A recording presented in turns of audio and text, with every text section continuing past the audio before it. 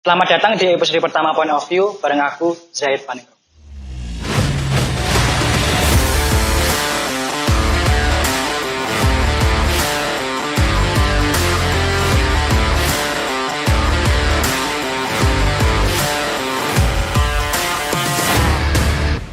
Simulatif yang mustahil babak pertama.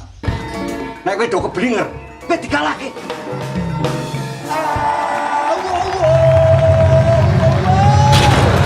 Kon kan Tarsan, koncone kewan. Kok iki kewan? Ayu lho. Kewan iki nek akeh wulune ya ayu. Dadi seniman ki kudu ngidak lemak. Apa sing iso nggarai awake dhewe menarik? Gak ono sing mustahil.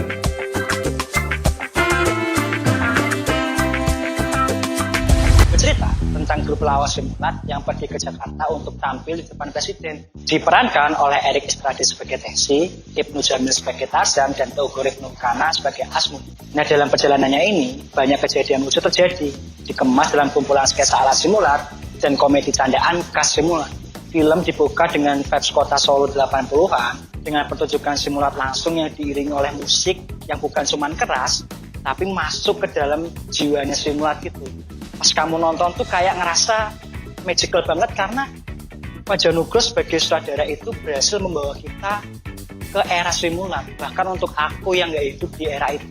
Pertama kali tahu film simulat ini bakal difilmi sama aktor-aktor muda yang mungkin kayak aku gak ngerasain era simulat. Pertanyaan di benakku itu cuma satu. Gimana caranya film ini bisa jadi relate bukan hanya untuk orang-orang yang hidup di era itu, tapi juga orang-orang yang gak hidup di era itu. Nah, cerdiknya Fajar Nugros sebagai sutradara mendevelop dua karakter, yaitu Biowan yang berperan sebagai Kepeng dan Basuki yang diperankan oleh El Gibran sebagai guideline storyline. Neng desa rekoso, neng ibu kota sambat, menungso, motaro. Perjalanan Basuki dan Kepeng di film ini secara utuh punya misinya sendiri. Terutama Kepeng itu misinya yaitu mendapatkan hatinya Royani yang diperankan oleh Indah Permatasari.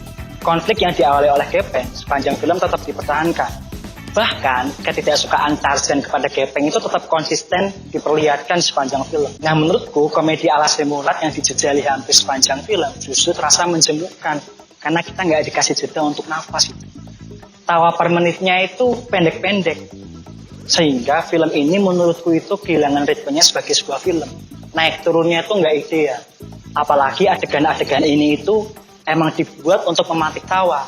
Yang kadang di beberapa adegan itu justru keluar dari alur. Cuma balik lagi ketika kita ngomongin komedi, semua ini soal referensi dan kata-kata. Apa yang menurutku kurang lucu atau bahkan nggak lucu, mungkin buat kamu justru lucu banget. Semua aktor di film ini tuh ada di top performanya. Bahkan Dimas Anggara yang berperan sebagai Timbul, yang lebih sering kita lihat di film-film romantis, bisa lucu juga di sini.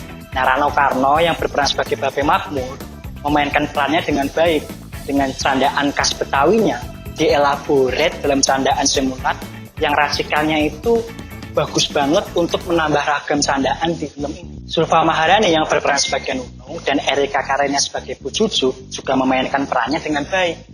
Keduanya ini kayak oasis karena banyak film simulat ini kan aktornya laki-laki. Nah, spotlight khusus baru kita kasih ke Biowan sama Elang El Gibran.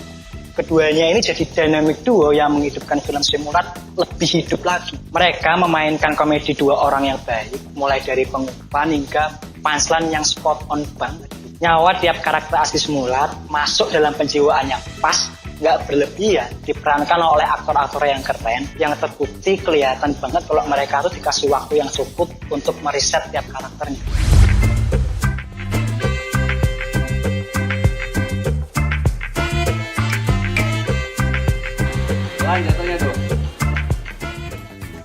Cuma menurutku penulisan skenario-nya ini nggak sebagus performa keaktorannya. Storyline yang utuh mulai dari konflik sampai anti klimaks itu cuma bisa kita rasain di karakter Kepeng sama Basuki. Mungkin terlalu banyak aktor di dalam film bikin skenario-nya ini tuh nggak bisa mengakomodir semua.